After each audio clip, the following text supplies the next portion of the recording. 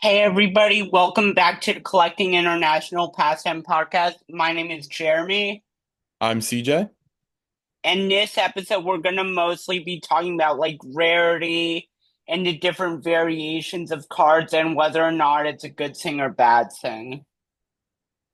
Yeah, so the first thing you think of when it comes to rarities and parallels and everything is the numbered parallels that you get per box, like the, one of one superfractors or, for tops, the orange out of 25, the red out of 5, and so on. But the idea of it being too much is because every year that goes by and new sets that go by is there's new variations of the same color. There's like multiple out of gold out of 50s, or that's just the top example. But also in 2020 select football, there was something like 30 something Joe Burrow one of ones, which is pretty crazy because how many one of ones does there need to be? I get multiple. Some people I know in my family, not going to name names, would say it's a one of 35, but I get different designs, but 35 one of ones is ridiculous. I know Jeff Wilson said that was a big concern for him, so there's always the idea that there could be too many parallels. Yeah, and Tops does go a little overboard sometimes with, each serial number, like each color. So like Aqua probably has, 3 to 4 variations within itself, whether it's Ray Wave or Mini Diamonds or straight Aqua or Shimmer. It varies. And then going on what you were talking about with, how in 2020 Select Joe Burrow had 31 of ones. And that's very excessive. Like, yes, I get having like 4 to 5 depending on like the popularity of the player, but that's just way too excessive and it kind of And how diminishes much? Sorry, go ahead. the excitement. Legitimacy. Yeah. And it also, like, how many different variations of the one of one could there be? It's ridiculous. Like, they could only think of so many things, but that they could be so different. Yeah. So, That a prompt I came up with, can I go into this? Go On ahead. ChatGPT is, I came up with this myself, because I saw the thing where Walker Bueller's dad, Tops posted this on Facebook, on Instagram rather, that his dad, Walker Bueller's dad, pitcher for the Dodgers, has collected like 14,000 of his son's cards, which is crazy. And so I came up with the prompt as Chat GPT is how many baseball cards, including variations, numbered variations, autograph and relic cards, etc., have there been of blank? So, and I also used trading card database as a reference because that's probably more exact. So, I for this prompt for Mike Trout, he one of the biggest players in baseball right now. At least recently, there have been 8 to 12,000 different cards of Mike Trout. Like, what are your thoughts about that, CJ? Because I think it's ridiculous, but also sort of understandable. Yeah, I'm in the same boat as you. Like he's, considered the poster child of baseball. To, a lot of people and even players of the MLB today. They considered Trout as like an inspiration for the reason they wanted to play baseball. So having this amount of different cards doesn't surprise me, but then it also on paper seems way too excessive. But then there's also the idea that he's probably going to have cards made after his playing days, just like Mickey Mantle has. Although Yeah, Topps didn't always have the license for Mantle. But for Mantle during his playing days, Chad GPT estimated 50 to 100 cards. So that includes back when they had league leader cards. Well, they still have that to an extent, and where it would be like multiple guys on the card. But that's 50 to 100, which is a fraction of what Topps makes of Mike Trout now. But also, there was only one baseball card set back then, and I think there's something very wholesome of having that one main card as opposed to most likely you're not going to have that main one of one of Mike Trout or whatever, that gold PSA 10 out of 2011. Yeah, and you hit the nail on the head with that one, how Topps was the main and the only uh trading card company at the time when Mantle was playing. So he only had so many cards during his playing days. And that just makes the desirability of Mickey Mantle cards from his playing days that much more desirable. And Oh, by the way, that was only from his playing dates, that number, because he's had hundreds, if not thousands, since then. yeah, and and chat and the information from trading card data does say that after his playing career has ended, he has had 3 to 5 thousand uh cards made, and that's a lot of that's from Panini because they tend to do more legends and prospects than current players, even though there are very few mixed in here and there, like Bobby Witt. Yeah, and just another older player than Mickey Mantle, Honus Wagner only had 30 to 50 cards from his playing days. So those are the cards from the tobacco sets, which there are many speculations of why that could be. And different, there was they had cards come with caramel back then, and other things like that, probably also Cracker Jack. Yeah, So I have one of those cards that came in the packs of caramel in my personal collection. So, and the Wagner. not the Wagner, but a card from a caramel pack. I wish I had a Wagner. Jeez, that would pay for my college and then some. Interestingly, there's an episode of Pawn Stars where one of the Carmel Wagners came on, same image as the T206, except it had a blue back. Hmm. And even though there's fewer of them out there, it's not as desirable of a card. Why do you think that is? And I think it goes back to like the mystique nature of the Honus Wagner T206 from the tobacco set. Same thing, similar reasons why Eddie Plank's card from T206 is a super rare card. Yeah, I mean,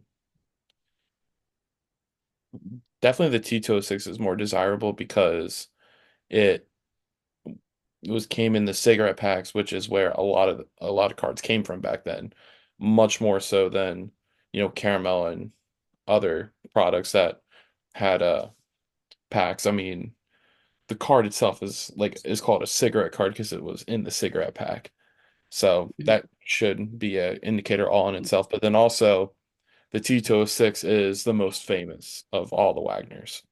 It's the most famous card of all history in trading card history, I would say. People like to say like the 2003 2004 Upper Deck Exquisite LeBron James RPA is the most famous card or stuff like that. But when it comes down to pure history of baseball cards, the LeBron James RPA will not outlive a Honus Wagner.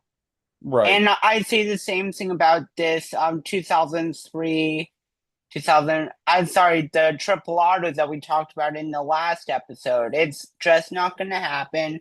Yes, it may fetch a few $1 million.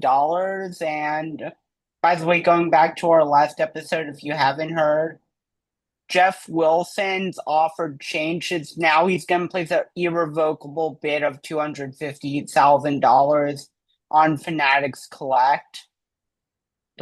And basically taking away all the experiences. So, do you think that's a good move? Would you Uh, so would you at this point? I know there's higher offers now.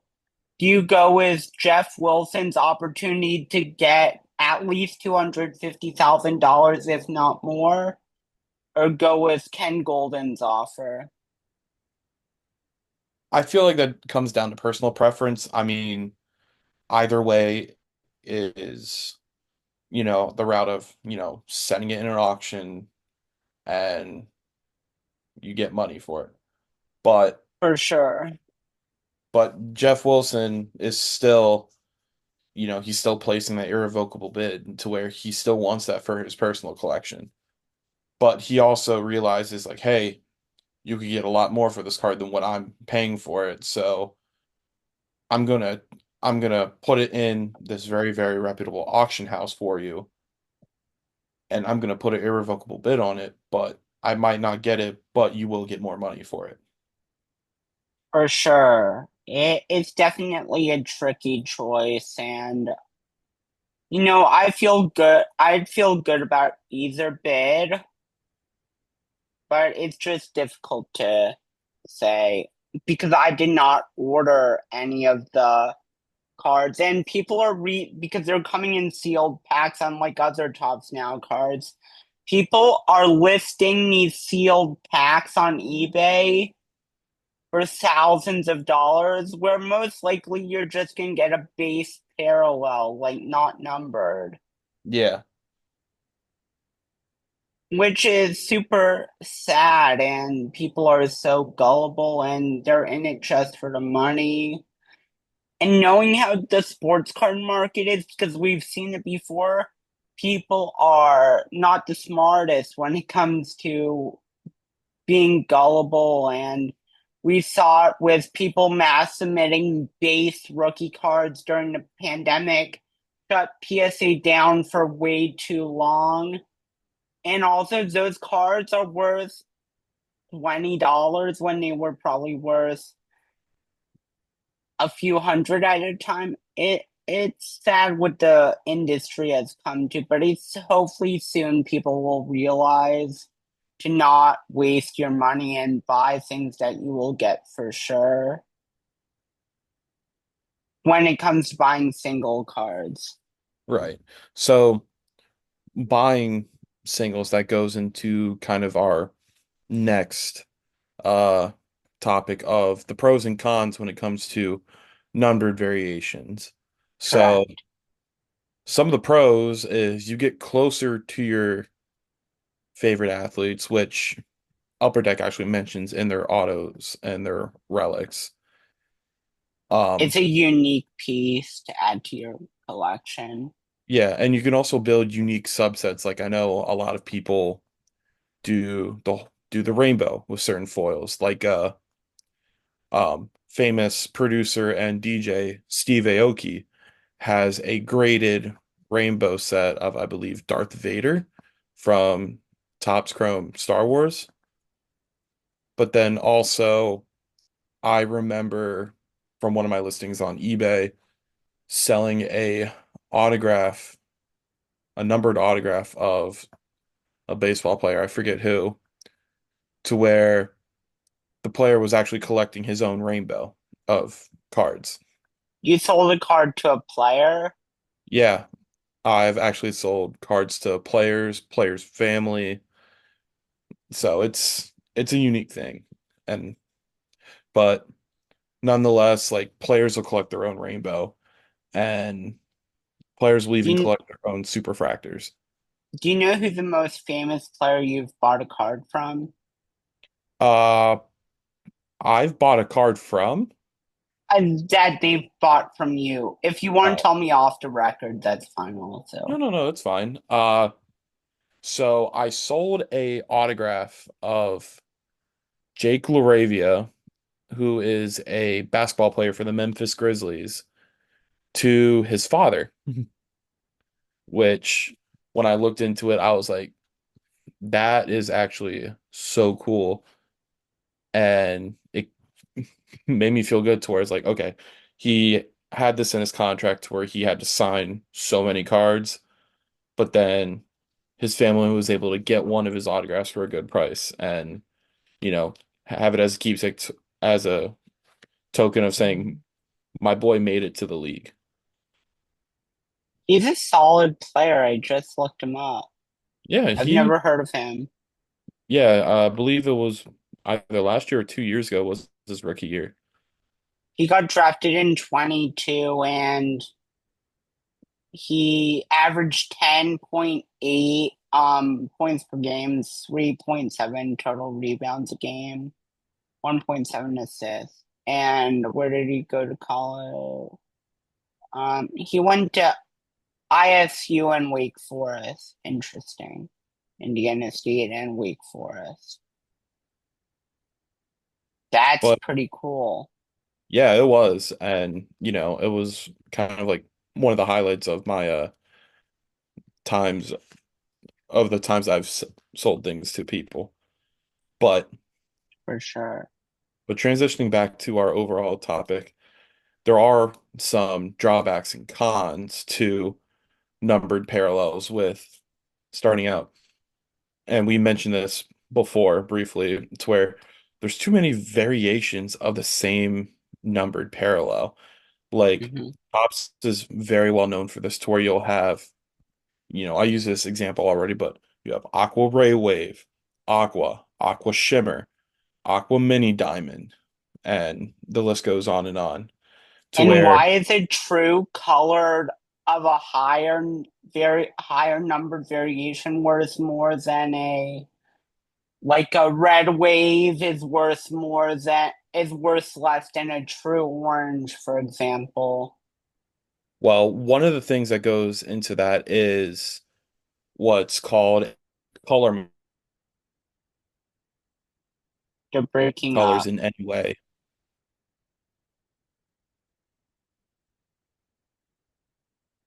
I can't hear you actually. A lot more desirable because the variation and the coloring of the variation could match the team colors in some sort of way. So uh like a blue Aaron Judge. I mean, I know it's not navy blue, but it's a blue and could be possibly worth a little bit more than, let's just say, a green Judge. Greens Um, aren't worth that much because they don't match with any teams except the A's. right.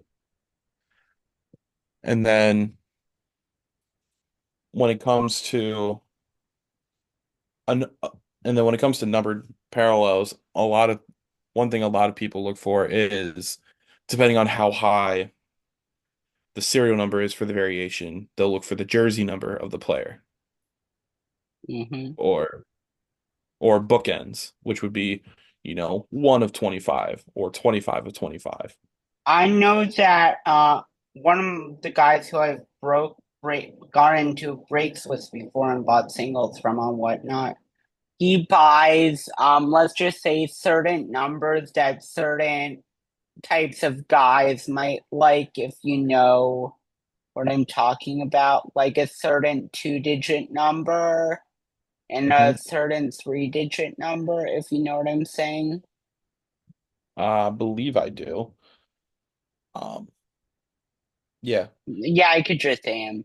69 and 420. Oh, yeah.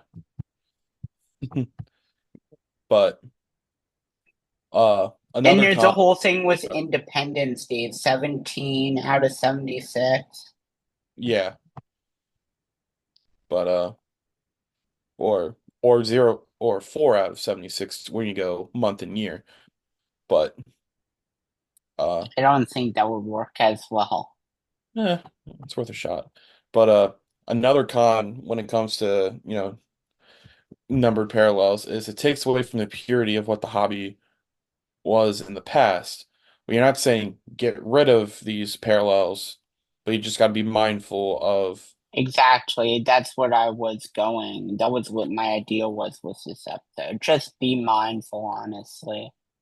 and and we talked about this in the past. A suggestion might be just, KISS, keep it simple.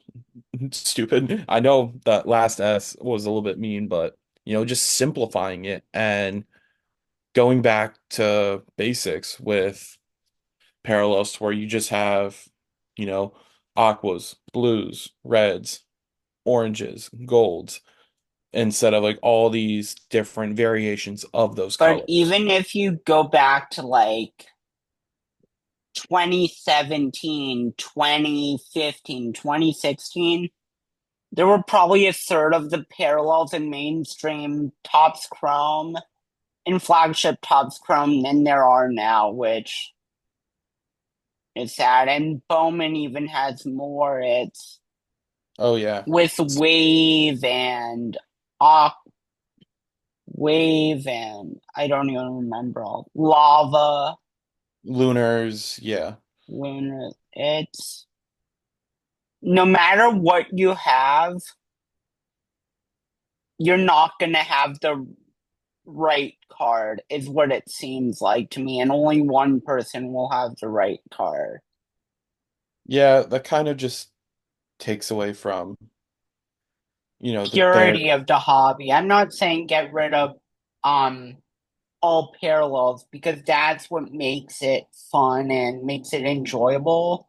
But maybe reduce the amount of parallels because it just makes the singles worth less. But also not cards aren't all about value. Yeah, but well, even from a collector's standpoint, all these different variations of colors kind of, muddy the Confuse. waters a little bit when it comes to, okay, I want to find a orange Sedan Raffaello rookie from Topps Chrome, but then you get like orange wave, orange shimmer, and so on, to where it kind Yeah, of muddies the water from what you're truly trying to find and collect. for sure, for sure. Is there anything else we have to say? Oh, so going for autos, these may not be specifically numbered, but the whole aspect of players writing inscriptions on autos to For where it's like sure. they'll either write a Bible verse or a saying that they have, or even as basic as go and then whatever their team is.